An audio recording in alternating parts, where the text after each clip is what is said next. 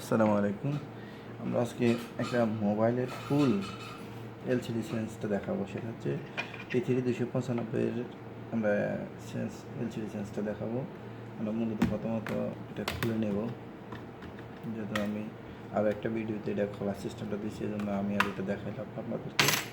আমি এটা আগে খুলে নিয়েছি, এটা আপনাদেরকে দেখাচ্ছি।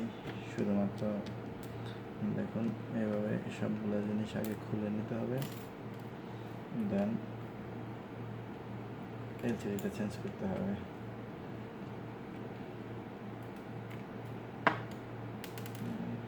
খোলার পরে এদিক থেকে হালকা ধাক্কা দিয়ে এটা খুলে ফেলতে হবে। এরপরে দেন এগুলো সব খুলে দিতে হবে, লকগুলো খুলে দেবো।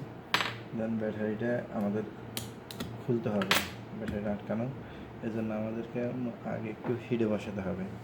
এই হচ্ছে আমি হিটে বসালাম, দেখুন এই হচ্ছে। এই আমি এটা এখানে একটু 100°C গরমে হিট দিলাম।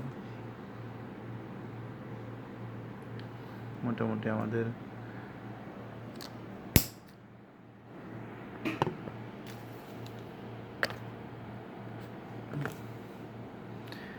হিট দেওয়া আমাদের শেষ। এখন আমরা ব্যাটারিটা উঠাবো। এইভাবে ব্যাটারিটা উঠাতে হবে, একটু ব্যাটারিটাকে সোজা করে রাখতে হবে। দেন ক্যাপসগুলো আমরা আগে আলাদা করে দিয়েছি, এগুলো একটু এখানে আরেকটা ক্যাপস আছে, চার্জিং কেবল ক্যাপস, যেটা এটা রিঅ্যাকশন করে দিতে হবে। দেওয়ার পরে দেন আমরা আবার একটু হিটে বসাবো এলসিডিটা উঠানোর জন্য। এই জন্য আমরা আবার একটু হিটে বসাইলাম। যেহেতু এলসিডিটা ভাঙা, সেটা আমাদের রিস্ক কম। এক্ষেত্রে আমাদের গরম কম হইলে হবে, হিট কম হইলে হবে। একটু নরম হলেই আমরা এটা খুলে ফেলবো। যেহেতু এলসিডিটা আমরা ফেলেই দেবো ভাঙা, এই জন্য আমরা এটাকে এখন এভাবে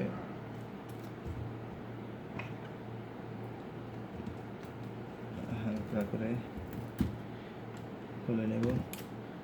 যেহেতু আমাদের এলসিডি ভাঙা, এই জন্য আমার কোনো রিস্ক নেই। তবে নতুন এলসিডির ক্ষেত্রে অবশ্যই এটাকে খেয়াল করতে হবে, যেন এটা কোনো রকমে নরম কিছু দিয়ে পাশ থেকে, আমি যে আগের ভিডিওতে দেখাইছিলাম ওই ধরনের পাতলা জিনিস দিয়ে এটাকে খুলতে হবে। দেন এটা পরিষ্কার করতে হবে ভালো করে, যেহেতু কোনো ধরনের কোনো ছোটো কণা জাতীয় গ্লাস না থাকে, এই জন্য এটাকে আপনাকে খুলে রাখতে হবে। অবশ্যই পরিষ্কার করার সময় ভালো করে দেখতে হবে, ছোটো কণা থাকলে আপনার নতুন এলসিডি ভেঙে যাবে। এই জন্য এটাকে সুন্দরভাবে একটু ক্লিয়ার করে নিতে হবে। দেন এই যে আগের এলসিডি লাগানো এলসিডির ময়লা যেগুলো আছে, এগুলো সব পরিষ্কার করতে হবে, না হয় দেন আপনার ওই এলসিডিটা এখানে সুন্দর মতো বসবে না। এই জন্য আমরা এটা পরিষ্কার করে নিচ্ছি। দেখুন আমাদের পরিষ্কার করা শেষ। এইভাবে পরিষ্কার করতে হবে। করার পরে একটু ভালো করে ঘাম দিতে হবে, দেশে গাড়া বলে আর কি, এটাকে দিতে হবে। উপরের সাইডে ক্যামেরা থেকে একটু দূরে রাখতে হবে এবং দুইটা পাশে একটু ভাঁজ দিতে হবে, কারণ এটা মূলত বেশিরভাগ উপরে এবং নিচে আটকে। ছাদগুলো একটু চিকন, তো এখানে গাম এক টনের উপরে যা হয় তা দিতে হবে, নাহলে আবার বাহিরে দিয়ে দেখা গেছে আপনার এলসিডির কাছায় উঠে যাবে, তো বেহালা বসা হবে, পরিষ্কার করতে সময় লাগবে, নতুন এলসিডি পুরাতন হয়ে যাবে, কথা বুঝছেন? এই জন্য এই গাম দিয়ে নিলাম।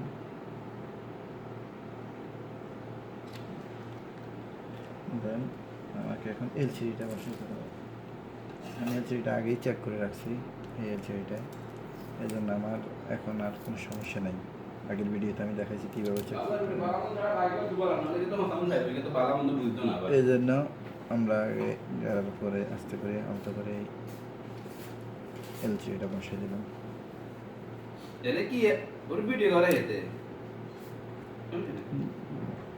পরে আমরা প্রথমত এটা এই ক্যাপসটা, এলসিডি ক্যাপসটা লাগাবো।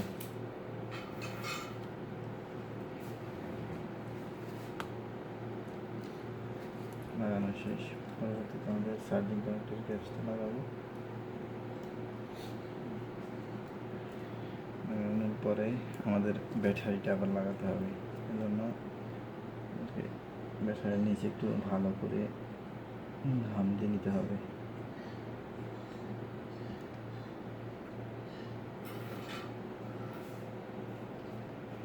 মোটামুটি আমার ঘাম দেওয়া কমপ্লিট।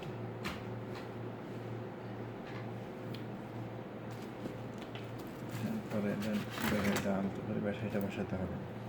আগে ব্যাটারি কেসটা লাগাতে হবে, তাহলে দেখা যাচ্ছে আপনি অ্যাকুরেট বসাইতে পারবেন।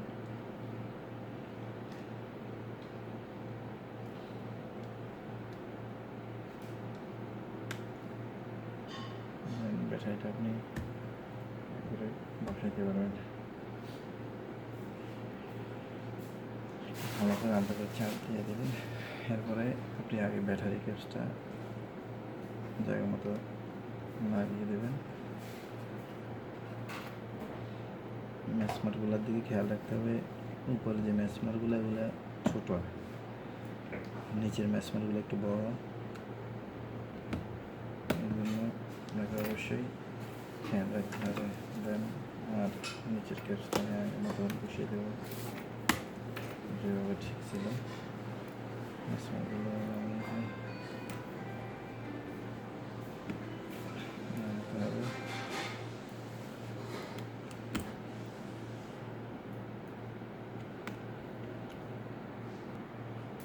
দেন আমাদের সবগুলো ম্যাসমার এখন লাগানো শেষ। এরপরে দেন পিছনে যে ব্যাক পার্টটা এখানটা বসিয়ে দেবো। আস্তে আস্তে একটু পাশ থেকে কীভাবে আটকে দিতে হবে লক সিস্টেমে। মোটামুটি আমাদের কমপ্লিট। সিম সকেটটা সবগুলো কাজের পরে আপনি সিম সকেটটা লাগাবেন।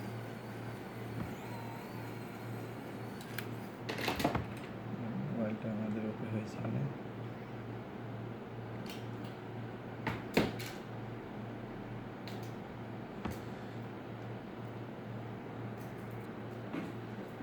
দেখা যাক লাইট আসে কিনা।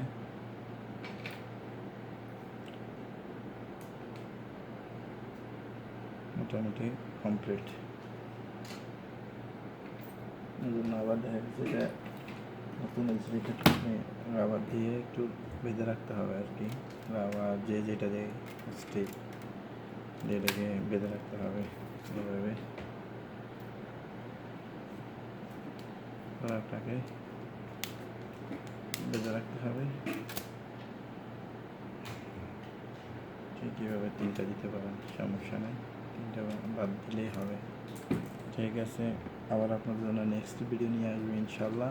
দোয়া করবেন। আল্লাহ হাফেজ।